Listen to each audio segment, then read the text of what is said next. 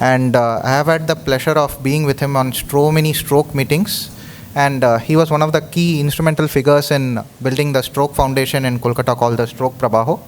And his commitment to advance the field of neurointerventional procedures among all the doctors is exceptional. I don't think I can, I'm a person who can introduce him much more than this, but sir, please come onto the stage and help young students learn about DACs from your point. Thank you. Yeah, thank you, Kaushik, for the most generous introduction that I have had in I don't know how many meetings. I congratulate.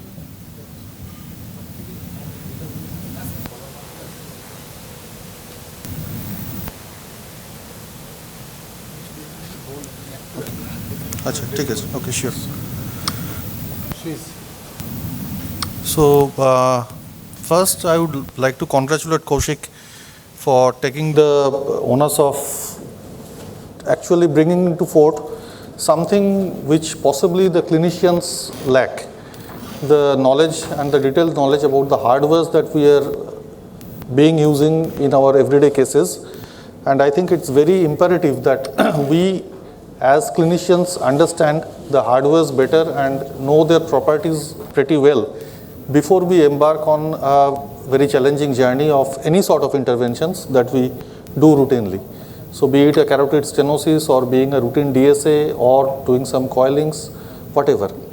So understanding these hardwares are absolutely important. So my task is to dwell upon the distal access catheters, which is something new. And this has actually revolutionized our access to very difficult tortuous anatomies and lesions, which in our training days we couldn't even imagine of.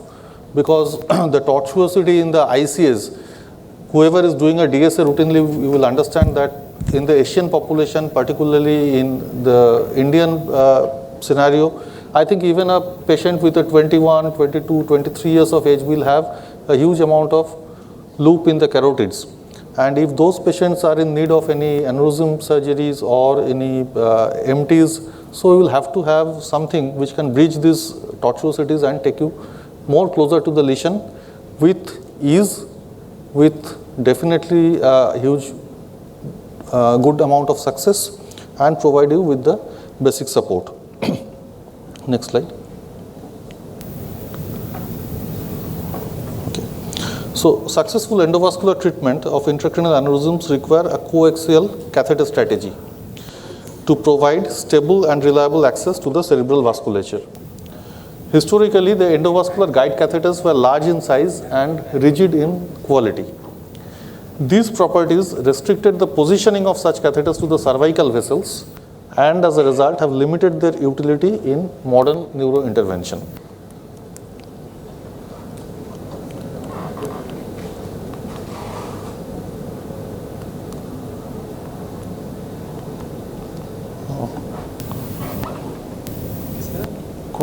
Shift away.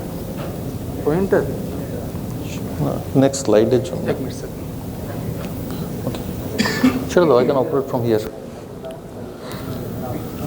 So things changed over the last few years.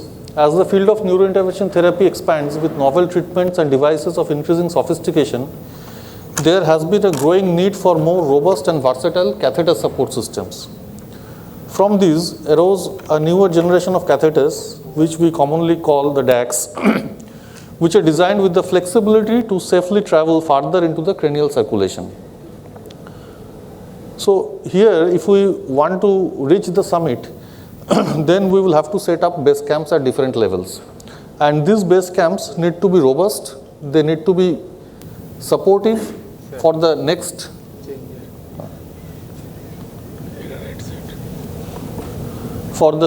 level to cross it, and also be flexible enough not to create a injury to the cerebral vasculature where it stays put. So having said that, distal access catheters are designed just to perform that very function. It's designed to simplify therapy delivery to the most distal and tortuous anatomy. So if we are expecting something out of the industry, then our industry partners should know that what we are looking about. We are looking for excellent trackability, stable delivery, and atraumatic distal zone. So mostly the materials out of which the DACs are made. So these are the tubing materials are proximal, polyamide, nylon, the distal part, polymer fibers, polyurethane, and polymer adhesives. The inner lining is polytetrafluoroethylene, and the construction of the distal part, which gives various properties to the catheters, are either nitinol or stainless steel. So you will hear that you use a triaxial system. So let us be clear, what is a triaxial system? A triaxial system is made up of a guide catheter and a long sheath. Then comes the middle part about which we are talking right now, the distal access catheters, and from them the final solution delivery catheter. Those are the microcatheters or stent retrievers or whatever you are going to take up. So here is a schematic representation of the guiding catheter. Then the distal access catheter takes care of the loops, and from there you can take up your guide wire and the micro guide catheter. So the first base camp, the second base camp, and then you travel up. So choosing a DAC. So these are the points before we do any case, before seeing what the aneurysm even looks like, please pay some attention to the proximal part. That what is the arch anatomy? Is it a type C arch? Is it a type A arch? Because that is going to actually decide the ease of the case. And if you have a very tortuous proximal anatomy, believe me, it's always good to have a fair amount of time planning how to cross the proximal anatomy in a very stable and short way. Before you even think of how big the aneurysm neck is, what will be the number of coils that you will be using and all those things. So if the base of support is not good, even reaching the aneurysm will become a nightmare. And even if you are into a small aneurysm, then you won't even think of like your catheter coming out of the out of the aneurysm just because you don't have a good proximal support. So this proximal support is absolutely important for us to have a smooth solution delivery for any pathology. So what will be the guide catheter, long sheath, and OD of the DAC? The length of the DAC, trackability and length of the hydrophilic coated portion, that is the terminal part, and how many microcatheters can be placed through the DAC? This question has already been raised. So you understand that this is a valid vexing question that we face. So we will try to answer all of those. So coming to the outer diameter of the DACs. Now I have taken the liberty of categorizing all the Frenches and the catheter by their names. So you will have an idea that which catheter means which French OD that they are having. So right from the 6.4 French React 71 till the 4.2 French Fargo Mini. So this is the variation that we have in our present armamentarium, which we are using for our daily cases. However, one grows with the catheters that they are using and they find that they are most useful. So our choice now is more or less limited to the use of the Ceribus DA and the ballast. And now coming to the length of the DACs. So most of the aspiration catheter CAT 6, SE 68, React 71 are 132 centimeter. Most of the DACs are designed for coiling. The CAT 5, Navien, Fargo, Fargo Mini 115 to 125 centimeter, and the Envoy DA, which is 105 centimeter. Now I have again classified these DACs with the distal flexible length. What are the distal flexible lengths that they have, and what is the outer hydrophilic coating that they have. So this is also important to know, that what part of the terminal part is going to be flexible and floppy. So now to the most important part of the inner diameter of the DACs. So here, again from the highest to the lowest, you can find out, and I have put in the names so that at a time of crisis you don't have to hackle like uska kya tha, iska kya tha, mujhe yaad nahi, ye to nahi samajh mein aa raha hai, wo mango, ye isko bulao. So that becomes a problem. So if you know that these at least one each category, then you will know that okay, these are the things that we want today. So 071, Envoy DA and React 71. Obviously React 71 is a lengthier one and Envoy DA is a shorter one, and coming down to the 040, which is Fargo Mini. So why do we want to at all know this fact? Because of two things. One, the bigger the bore, the more powerful the suction. Second, the question of sending two microcatheters or stent retrievers. You will be hearing more about the dual stent retriever techniques now. So which category will fit in actually two microcatheters? So that is why we want to know about the inner diameters. So placing two microcatheters through DACs. So OD of two microcatheters should be lesser than the inner diameter of the DAC. So that is the principle. Otherwise you won't be able to send two microcatheters through a DAC. So putting dual stent retrievers, we use Prowler Select Plus in our setting, or Rebar or Trivo Pro 18. Available ID should be 071. Assisted coiling, balloon stents or flow diverters for those. For coiling catheters, SL10, Prowler Select LP, and balloon or intracranial stent, which can be a scepter, the total diameter should be 061, two combined. And for coiling catheter plus FD, XT27 typical example, we need 064. So these should be compatible with the inner diameter of the DAC if you are using two inside one. The DAC should have a atraumatic property, so it should not hinge or it should not damage the endothelial lining of the vessel where these DACs reside. So it should ideally have a rounded distal tip, which is provided by the Cat5. So we will simplify all this. So from a clinician's perspective, we are not very concerned about the materials, about what technology has been used to building things and so on. So our main concern is to deliver the results and take something which performs consistently in the setting of mechanical thrombectomy, coil embolization of intracranial aneurysms, and intracranial stenting and flow diversion mostly. So let's start with stroke reperfusion. Now mechanical thrombectomy is now the standard of care for acute ischemic stroke patients with LVO and can be performed with several devices and techniques. So it's not only a single technique that we have, every day you will find that newer modifications, newer techniques are coming. So we should understand which is our system which we are comfortable with in delivering consistently the best results. It will not be a perfect result. So one of these techniques, direct aspiration, consists of navigating a large bore catheter up to the face of the clot and then initiate a forceful suction.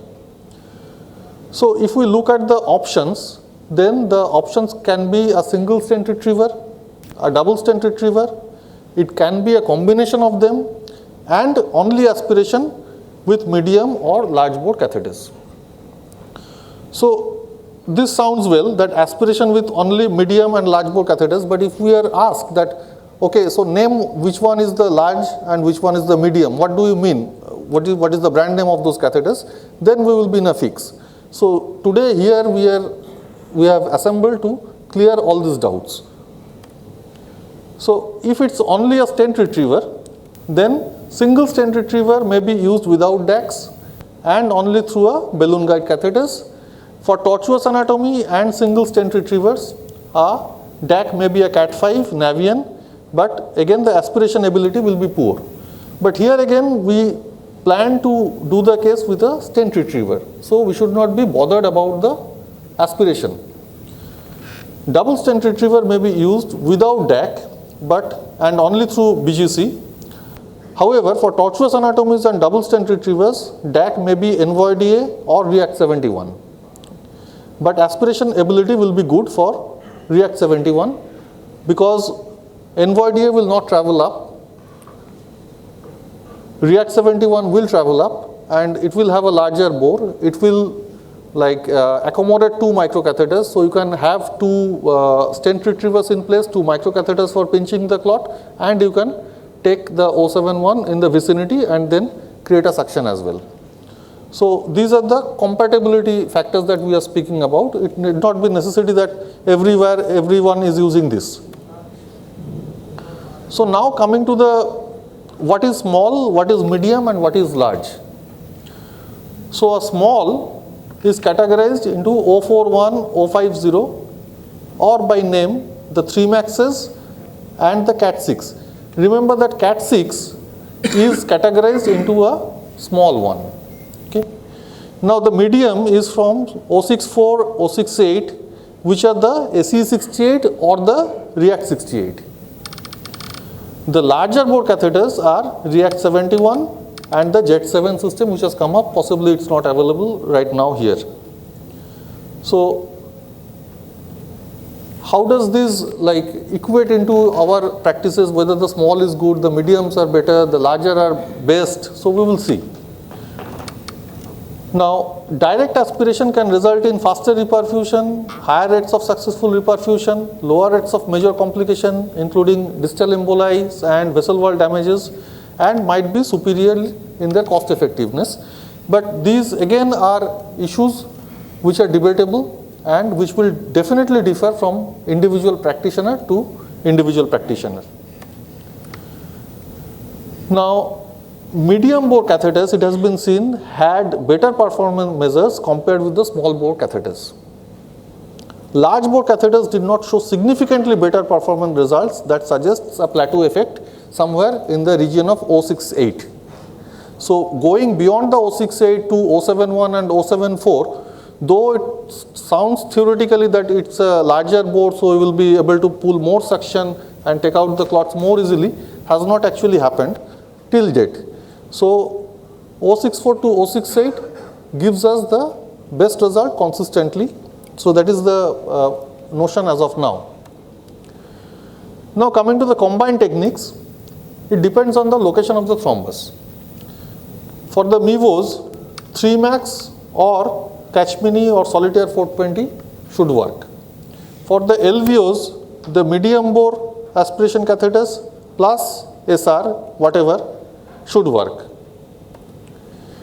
Now coming to this notorious thing of carotid T occlusion, where you have a terminal carotid and a clot extending into the SCA and the MCA. So here the steps should be like gaining a distal access, placing might be a dual stent retriever. I think Dr. Trilochan is doing quite number of dual stent retrievers now. Large bore DACs are helpful, and large bore DACs are only compatible with a 9 French balloon guide catheter. So again, remember that taking up a 9 French balloon guide catheter is very difficult in our setting. However, if you are using a dual stent retriever, it might be that you need not need a 9 French balloon guide catheters. So Jet7 system, this is a comparative study where they have shown that it opens up the carotid T occlusions with just suction.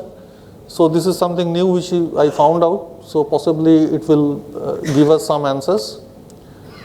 Now this is another study, effect of manual aspiration thrombectomy using large bore aspiration catheter for basilar occlusions, which was compared with a stent retriever system. So selection of manual aspiration thrombectomy using a large bore aspiration catheter for acute basilar occlusion may be safe and effective first line treatment method for higher fast pass recanalization rate and shorter procedure time than SRs. Now just showing some examples because these actually mean a lot to us. So here again, if you see that there is a total cutoff of the ICA. Now here, if we see that this is the position of the CAT5, and from there the micro has crossed the lesion, and after 2 passes of Cat5 and embo trap, it still remains that there is a resident stenosis over here, possibly an ICAD. So here in our setting also, we will find that these results, our results, as compared to the European population will be different, because we have latent intracranial atherosclerotic disease much frequently than the European population, where most of the strokes will happen due to a cardioembolic source of some nature.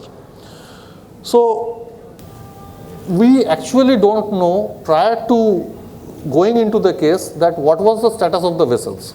So always keep in mind that there might be a intracranial atherosclerotic stenosis even for a MCA or a ICA, which is not behaving according to your wish. Like you will wish that 1 or 2 passes of a stent retriever or 2 suctions through a good device will get you rid of the clot. But if this keeps on happening, then you should remember that there is a definite possibility that these patients are harboring an ICAD, and where you can require a bailout stenting. So for this bailout stenting, it sounds pretty easy, but at that point of time it becomes very difficult unless you have a proximal support with a DAC. So here, if you have a DAC in proximity to the lesion, then only you can think of crossing a wire through the stenotic part and taking up a stiff coronary stent, which is available in most of the labs, through the tortuosity and place it and then inflate it. Okay. So it sounds easy, but it's difficult unless you know the tricks and you have a solid base of support in the vicinity of the lesion. You cannot work from outside, you cannot do a MCA stenosis staying at the petrocavernous segment, because your wire will not go and your wire will not have that support. So the DACs give us that liberty, and here you see that this lesion was crossed just because you had the DAC in close proximity to the lesion. So this was a result. So our diagnostic for even aneurysms, now coming to the aneurysm part, our diagnostic angio is important to choose your DAC properly. Length of the DAC depends upon the location of the aneurysm, where it is. Obviously an IC aneurysm will be much different from a ACOM, very different from a MCA bifurcation. So you have to choose the length of the DAC according to the site of the aneurysm which you are planning to treat. So the location of the aneurysm, ICA, ACOM, MCA bifurcation will help you in this regard. The maximum available inner diameter of the DAC will help you in choosing your single or double microcatheters. So this is also another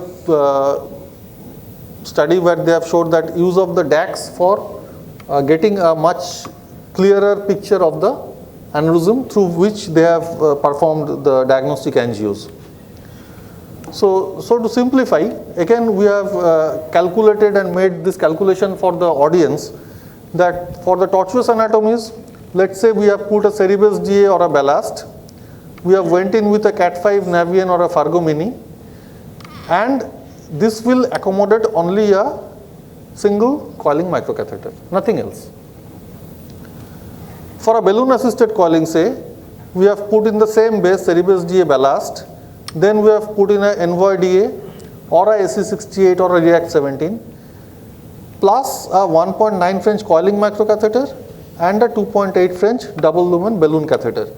So here this 071 inner diameter will accommodate the 065 combined diameters of the two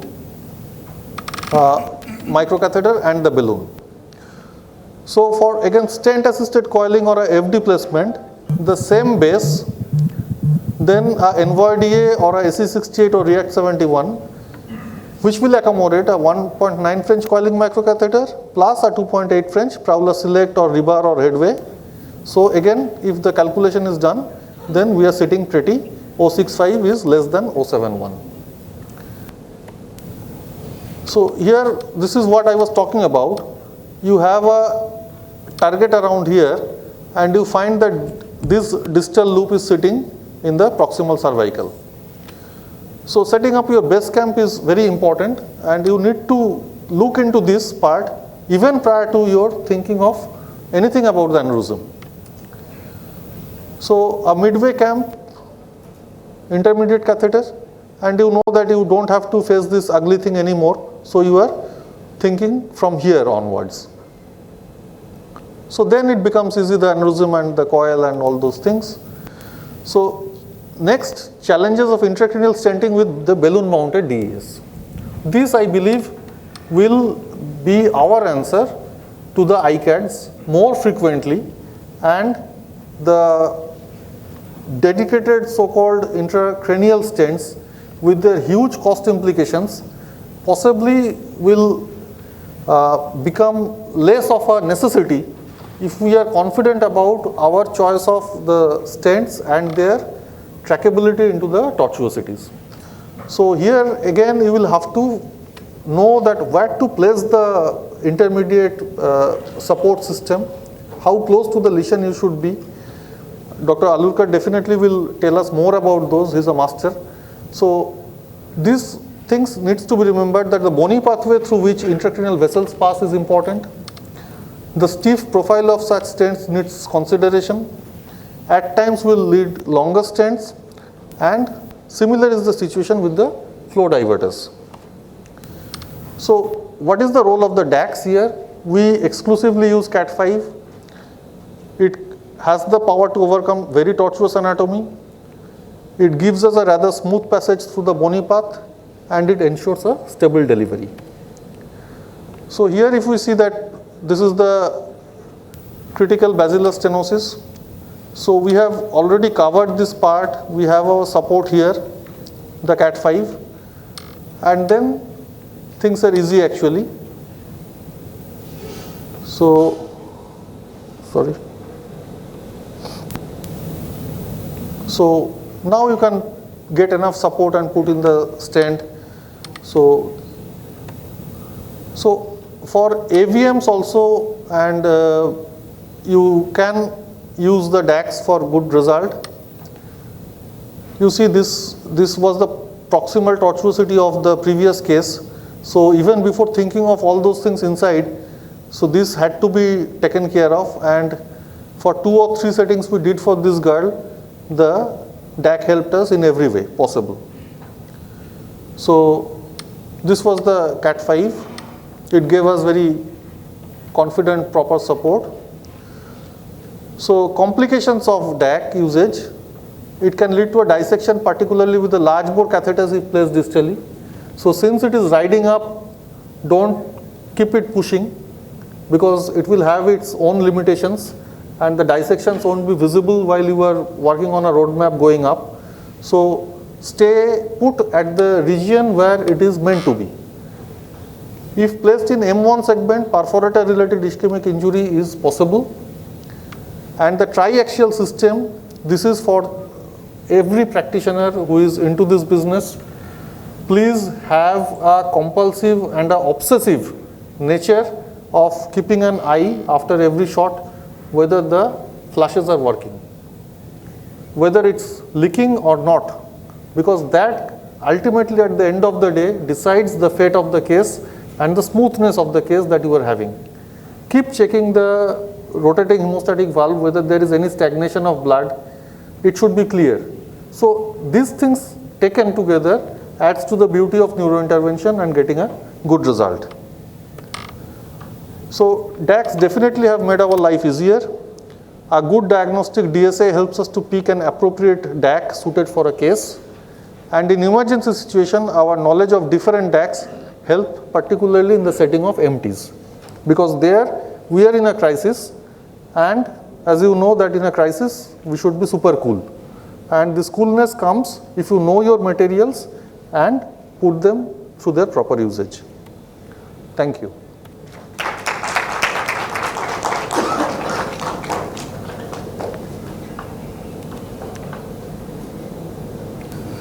The floor is open for discussions.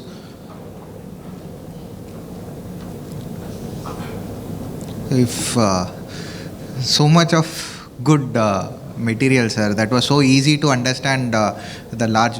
But sir, when you're going in with, for example, a mechanical thrombectomy or all that, and when we look at some types of clots and all that, do you decide on Solumbra technique or something, or you decide with a double stent retrievers? How do you decide it on the case in an emergency situation, sir?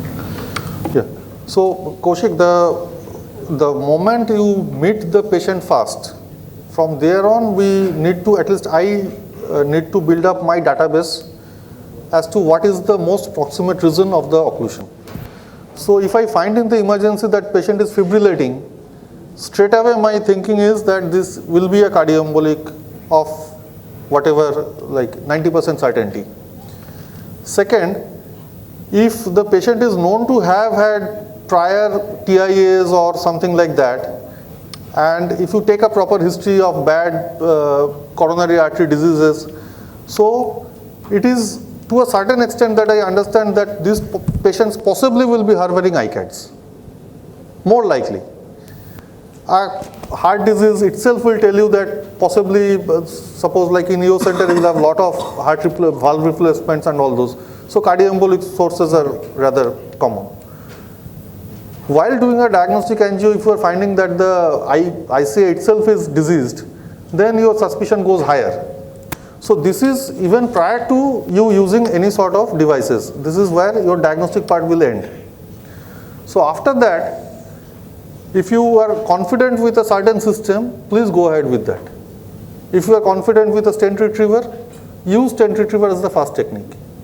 If you find that the anatomy is very good, like say for a 27 or something with a cardioembolic source and the anatomy is straightforward, so you can go with anything possibly. But again, that will change drastically for someone who is in his 70s, will have bad cardiovascular and bad proximal tortuosity. So it's always better to have a DAC in place. And then if you want, you can put in one stent retriever. If you think it's a carotid T, you can try with a suction first. Then if you don't find that the clot is moving out, then you will have to switch up to a second technique. So that second technique will depend upon what you are comfortable with.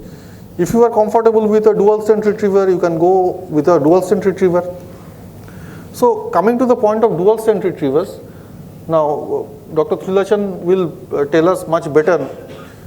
There are two possibilities. One is to place two microcatheters crossing the clot. Suppose it's a MC occlusion, you are planning to put it one in a superior division, one in an inferior division. Then you can do it either you can cross into the superior division with a microcatheter and not deploy the stent retriever and put a second microcatheter in the inferior division, and then you open the both stent retrievers. So that what happens is that those stent retrievers, if you open one stent retriever first and then you want to cross through the stent struts a second one, then you might find it very difficult. Specifically in a situation where the patient is moving the head and there is no cooperation from the patient side, so that might be difficult. So putting in two microcatheters will definitely require a wide bore 071 DAC. Or if you are not using a DAC, it's a good proximal anatomy, then you can use your guide catheter of whatever nature. Second, if we take out the microcatheter, then even a Cat5 will accommodate two stent retrievers because it's not a catheter anymore, it's a wire. It's the stent retriever and then the pusher wire. Again another stent retriever and the pusher wire. So here a Cat5 will accommodate two stent retrievers minus the catheters. And you can then take out two microcatheter, the two stent retrievers together along with the Cat5 if you wish. But here the pinching effect will be lost. You won't have the microcatheters to pinch the proximal part of the clot. Okay. So I think Dr. Trilachan will say a lot more about that. Sir, how do you do it? I take the one microcatheter out. First place my stent retriever. Sir, idhar aa jao, please. First place my stent retriever. Listen to this very carefully because this gives you a clear-cut concept of what to do. Huh? Please. First, say it is a T occlusion. So first, I place my microcatheter in the MCA, maybe in the superior division or inferior division, whatever it is, goes more distally because, and then placing the stent retriever in one division, I will take the microcatheter out because placing two microcatheter in a distal access catheter is really challenging.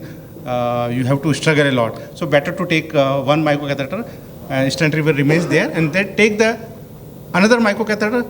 Particularly in the T occlusion, you have to take in the ACA. So go to the A2 segment and then place the stent retriever there.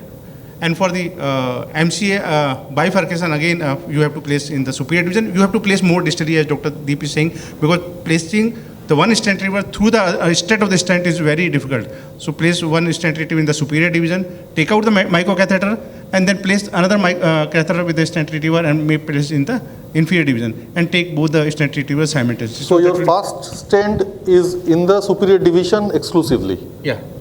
You are not coming into the MCA trunk? No. In the, because if you come to the MCA trunk, then placing the another stent retriever is very, very difficult because both will collide. So better to place more distally and then you can pull it out. Otherwise, placing two microcatheter and placing two stent in the MCA is really a tough job. So better to place distally. So both will not fight for the space. So that will be better. So in this case, what sizes of the stent retrievers do you use? If you are placing exclusively in the M2s, then what sizes and what lengths do you usually use? You can use 6 or 4 both. It's okay. Even length, sir. Length of? Length of the stent retriever. Because 30 or 40 will come into the M1. Yeah. It's okay. 640 is also okay. You have to place little bit more distal. If you are using long length, you have to place more distally, and then you have to come proximally. So you can use 650 40 also, and you can use the 4-1 also. No problem. Both can be used. But if you are using lengthy one, then first you have to go more distally. So okay. That basically it depends where your microcatheter is. If I place my microcatheter more distally, then I will take 6. And if it is more proximally, I am not able to place microcatheter, then I will take 4.